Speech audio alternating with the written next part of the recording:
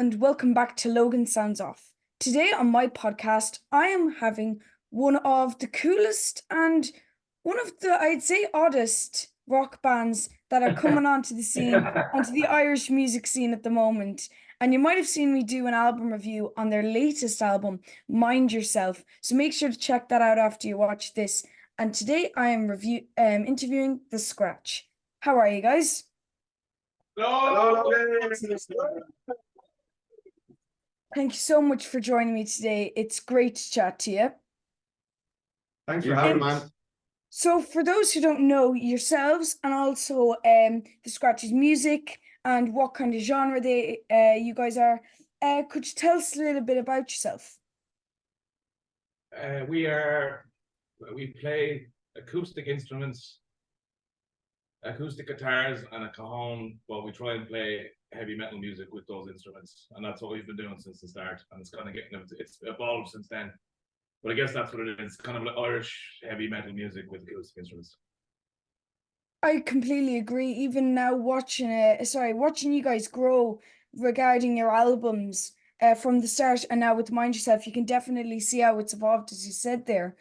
So there's a lot of kind of influences there regarding it's slightly traditional. There's traditional tones there, but as well, as you were saying, very much heavy metal at some parts as well. So what kind of musical influences did you guys have growing up? Would have been a lot of metal originally. Sorry, are you going to take that? I think myself, Jordo, and Doc would have been the metalheads growing up, listening to the likes of Metallica, Pantera, which then went into like Lamb of God, Chimera, Machine Head, all those bands. And then, but meanwhile, he was living up in County Monaghan, playing along to the Red Hot Chili Peppers as far as I know. Exclusively the Red Hot Chili Peppers and the Meters and like kind of funk influences and stuff. So I was a bit scared when I started playing with the lads first. They're a bit scary metal boys. We were big scary boys. You start playing with it, and he was like, "What?" Yeah, I had to. They said we'll beat you up if you don't start using the Plex. So That's brilliant. And now you got sorry. What kind of influences do you hear? I'm curious. Yeah. Well, the first song that I properly actually made an impact on me was 1 Inch Man by Caius.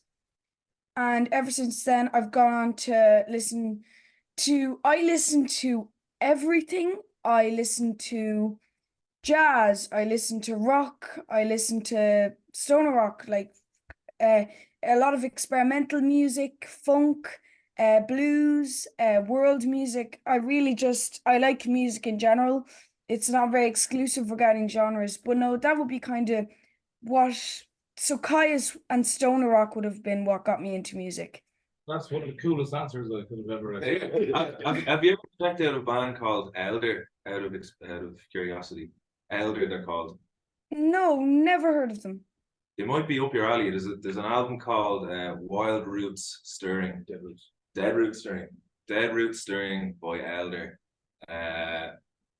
Worth checking out if you're into stoner rock. They're kind of like, they've kind of got that desert rock buzz, but they've got a really beautiful sense of melody as well.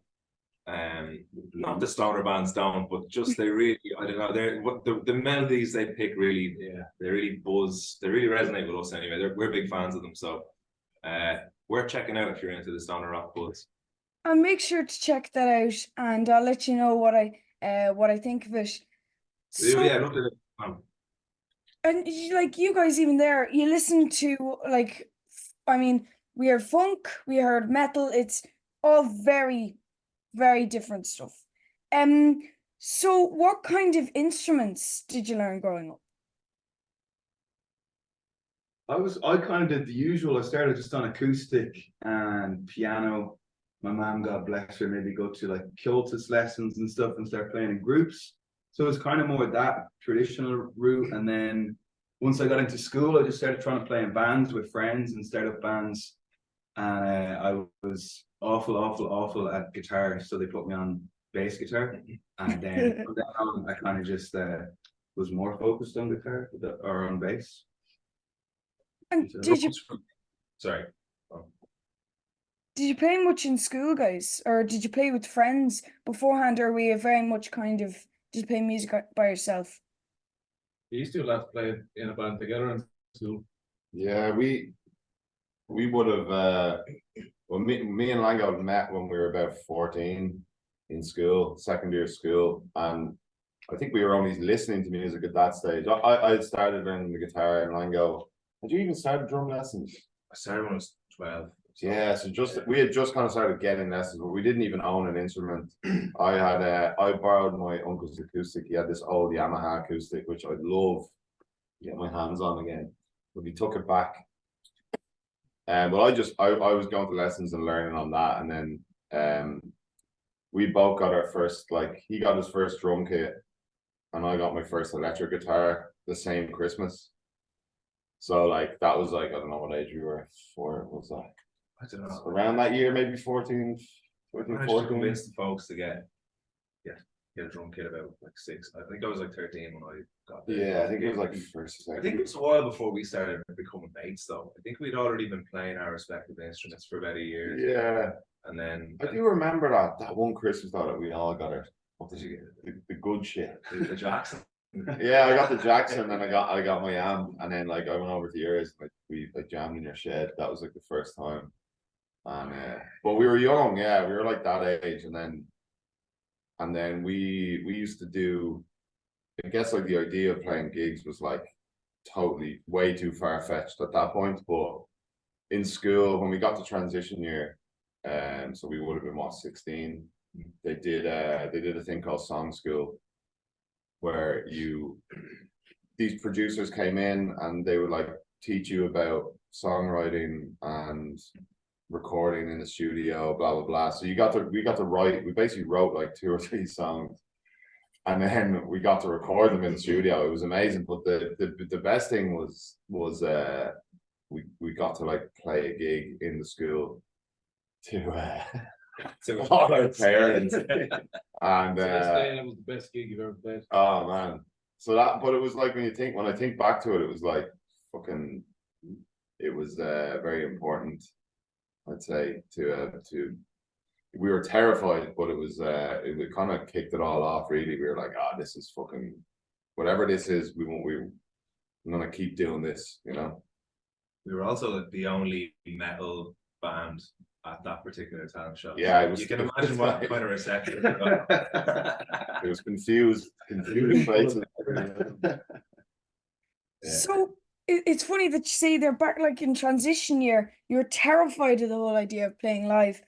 And yet, what really, like, when a video of some of you guys like busking racked up 1 million views of you guys playing live, it's funny to think about now. But when that did happen, and when you went viral, how did you feel?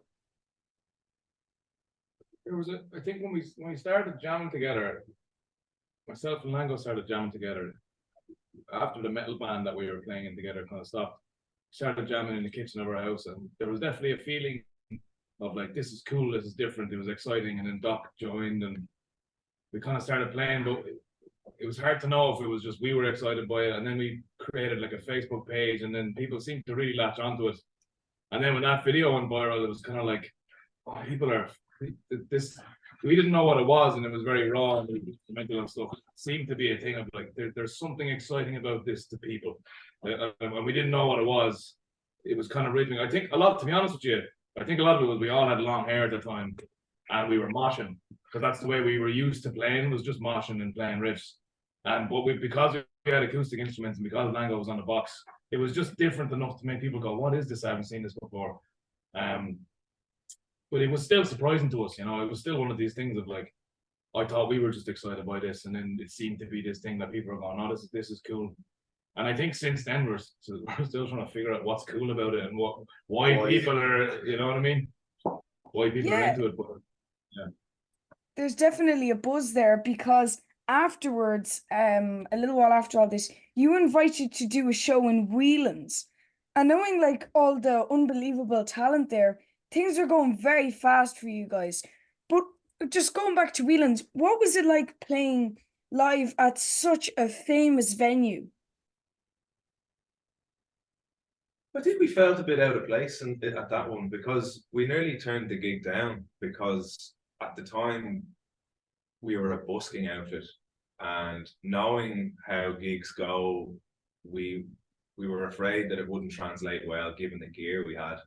So, and then sure enough, when we played the gig, strings were breaking left, right, and center, and like, you know what I mean? Like it was a We bit didn't of know a, what we didn't know what we were at. it was a bit of a, like, it could have been a bit of a car crash, but then we relied on like, I guess the busking initiative and that, like we just started engaging the crowd and you know, having a bit of crack with them while the lads would change strings, and it just became this very collective experience that was good crack.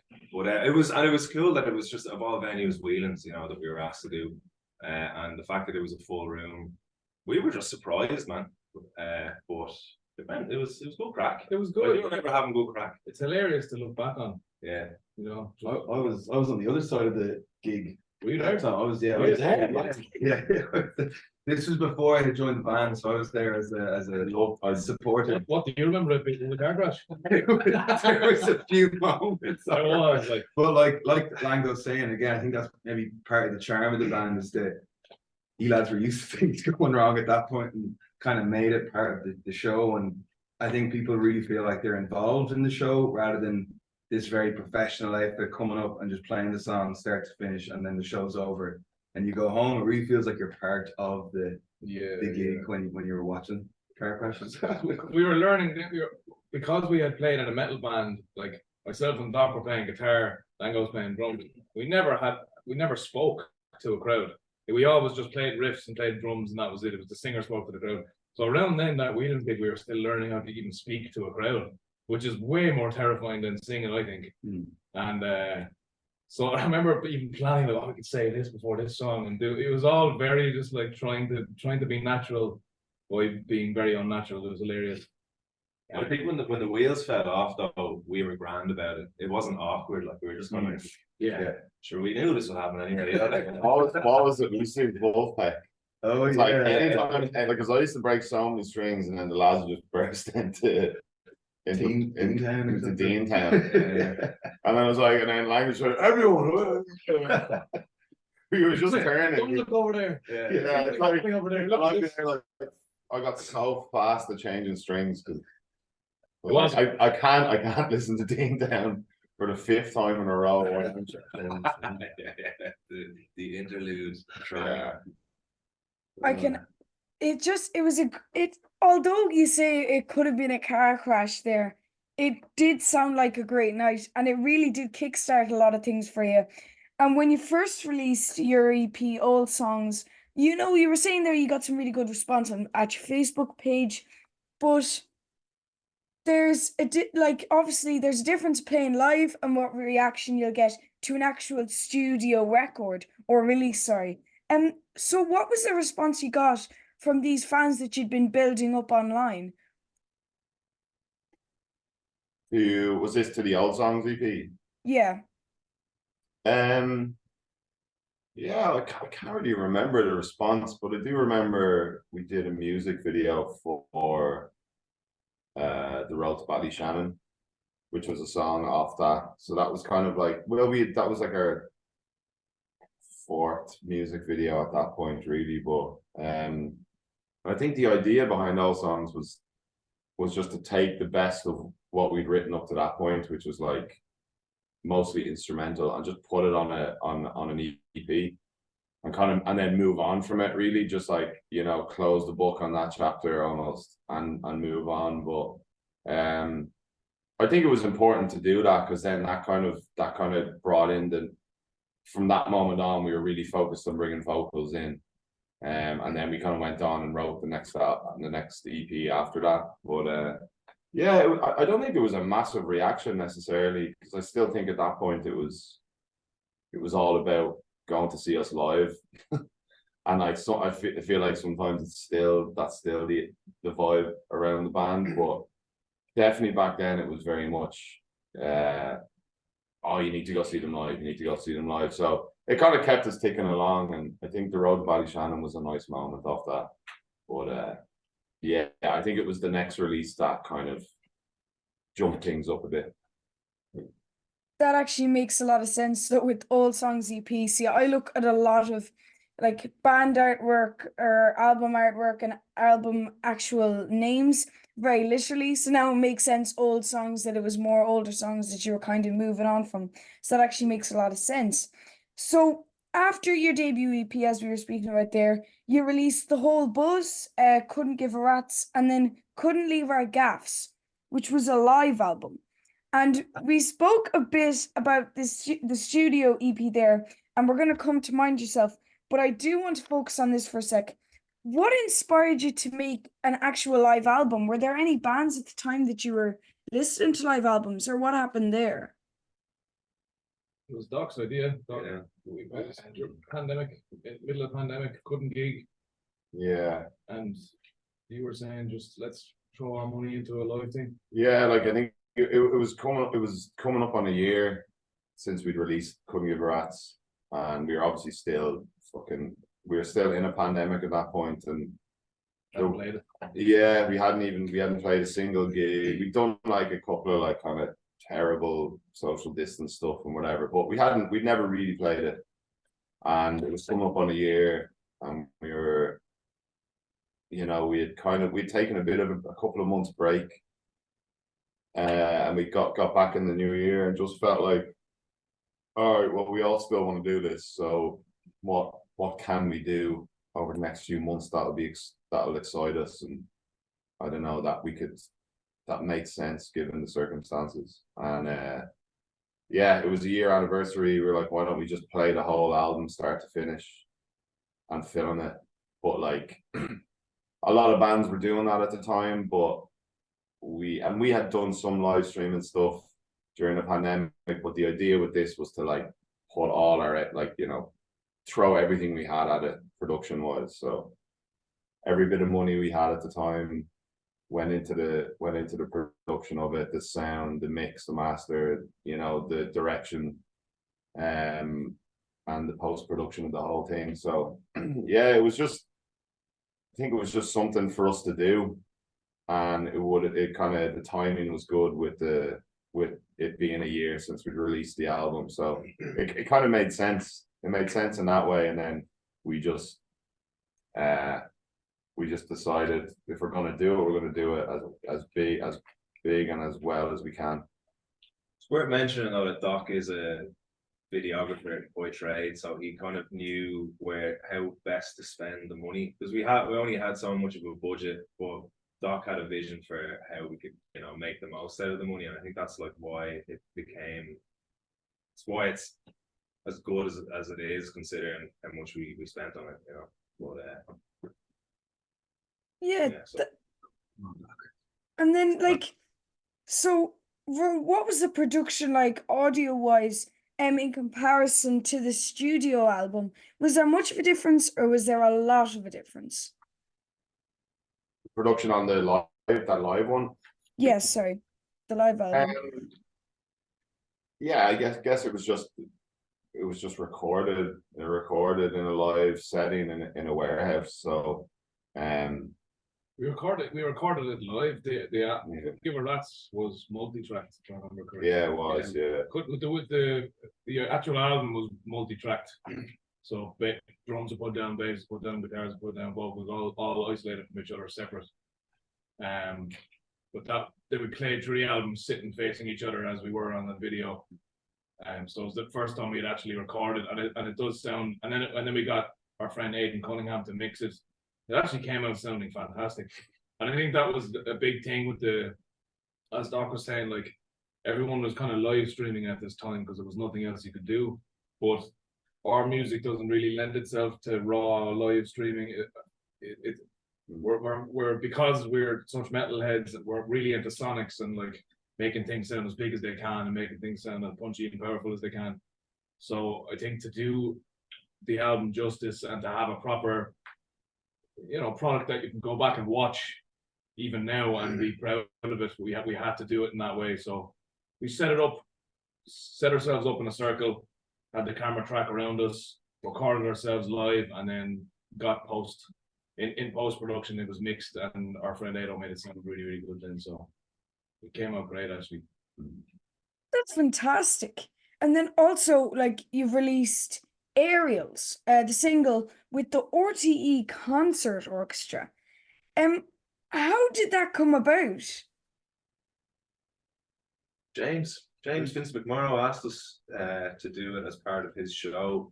He was asked to curate like a show for, what was the soundtrack to my life.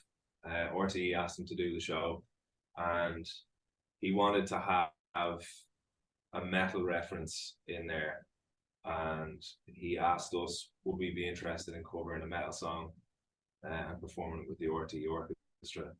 And so we said yeah, and he said like do what you want as long as it's from the 90s or the 2000s. So we eventually landed on Aerials, and it came together very quickly after that. Like the arrangement we came up with, Jordo started noodling around with an arrangement, and then we went into practice, came up with a structure, sent it off to a composer who then wrote the orchestral music around it. And I think after 2 drafts, we were like, this sounds class. And then the next thing, we just went into a big room with the orchestra and like did 4 takes of it, and that was it. And I think like the take that you see is like the 3rd or 4th take, and so it all just came together really seamlessly, and we were delighted with how it turned out. But James Vince McMorrow was the man who got the wheels rolling on that one. That's really cool. And your most recent album, which is called Mind Yourself, and definitely, if you're watching this and you haven't, or listening to this, and if you haven't listened to the album, I would recommend you do before we start talking about the album. But it's incredible, and it has a great name and great album artwork and a great feel to it, especially like I have it on vinyl, so I got the full experience, and it looks really, really cool. But where did you get the inspiration for the album being called Mind Yourself?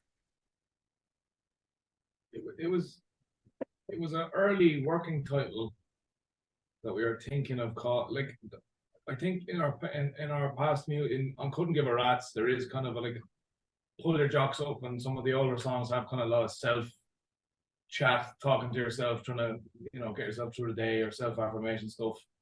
If you're not feeling great, pull your jocks up, whatever. And there's a bit of that on Mind Yourself as well. It kind of finds itself into the lyrics a lot, like us telling ourselves things are all good and truck on, So I guess that's the idea of Mind Yourself seemed to fit that kind of stuff.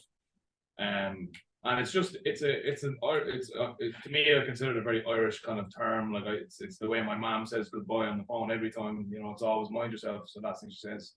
So it's very comforting in that way. And but we did go through several other titles, working titles, and then we ended up rounding back to that at the end. And I do like it. I think it's a nice message. Do you know what I mean? It's fairly you can apply that to anybody, And but again, I think that's it, isn't it? Like the lyrical content. Yeah, I think fit the Banshee has the lyric Mind Yourself. Oh yeah, which might have like brought it into the conversation, and we all immediately were like, oh yeah, and then we were kind of like, then we started to have doubts about it. We were like, oh, it's mad cheesy, I don't know.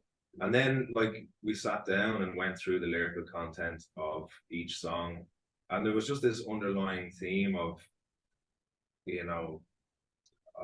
just what's the word I'm looking for? But there was just this underlying theme of just like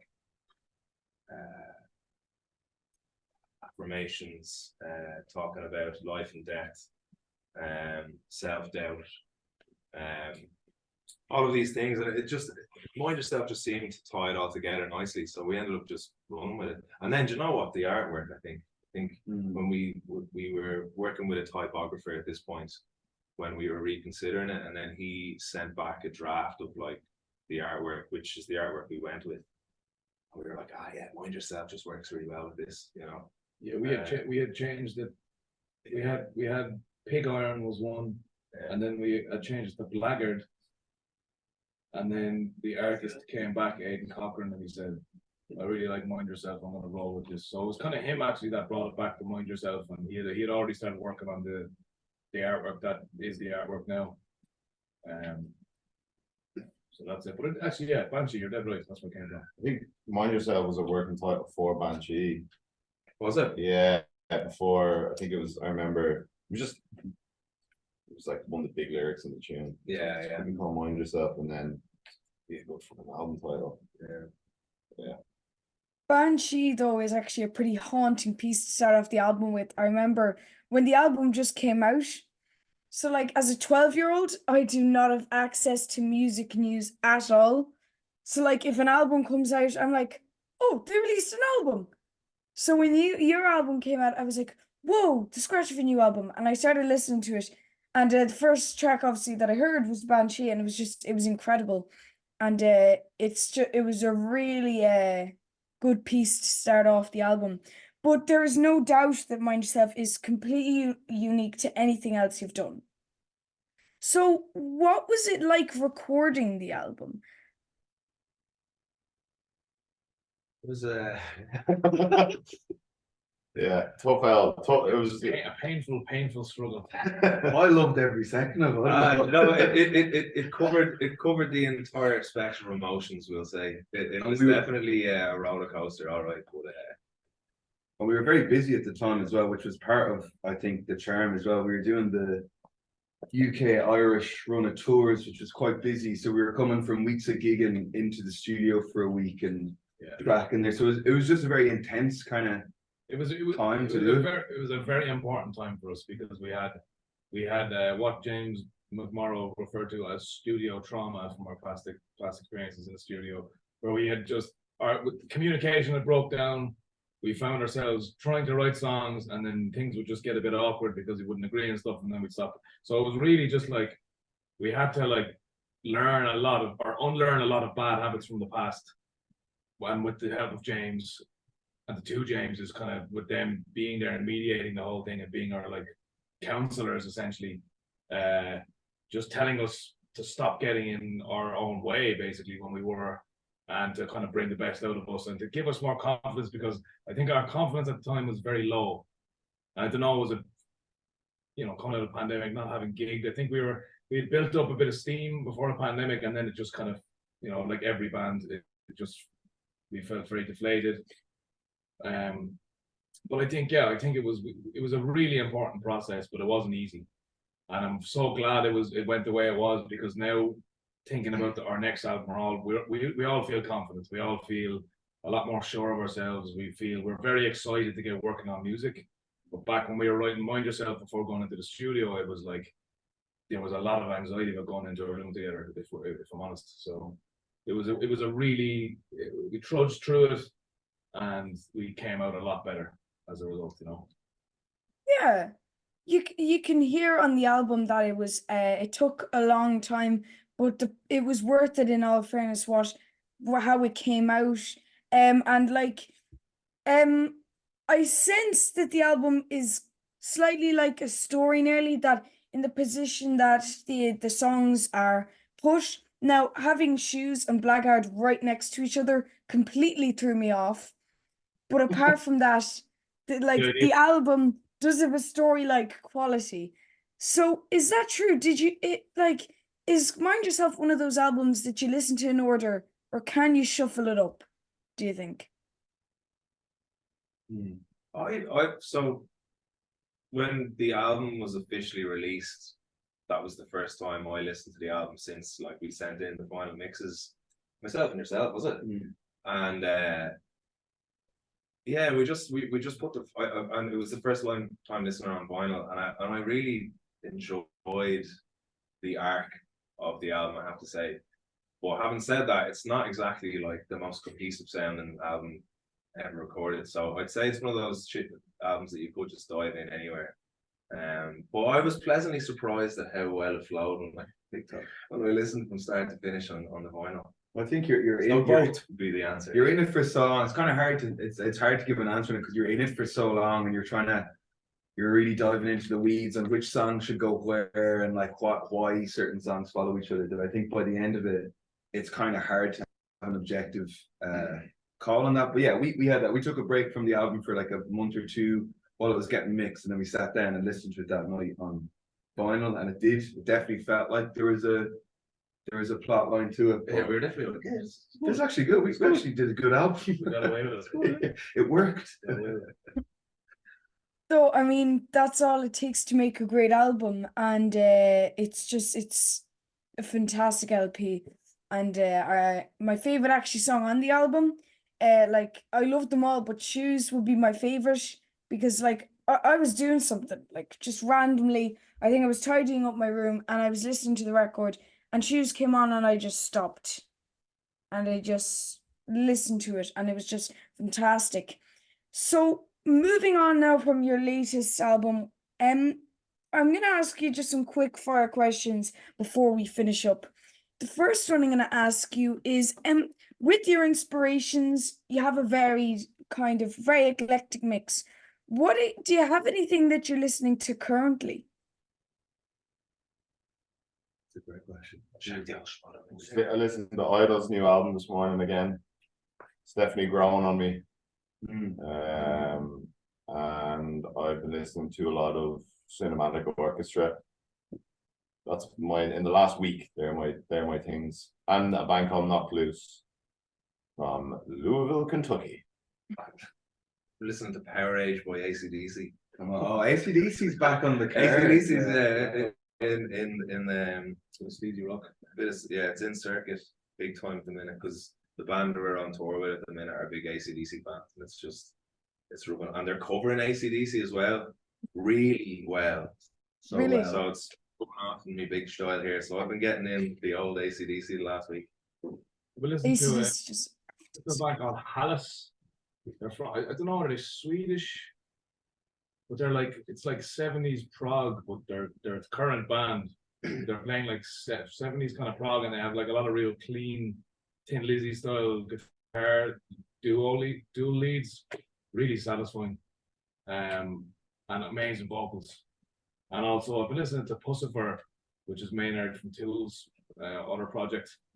And their it's like acoustic and real rhythmic and real baritone low vocals.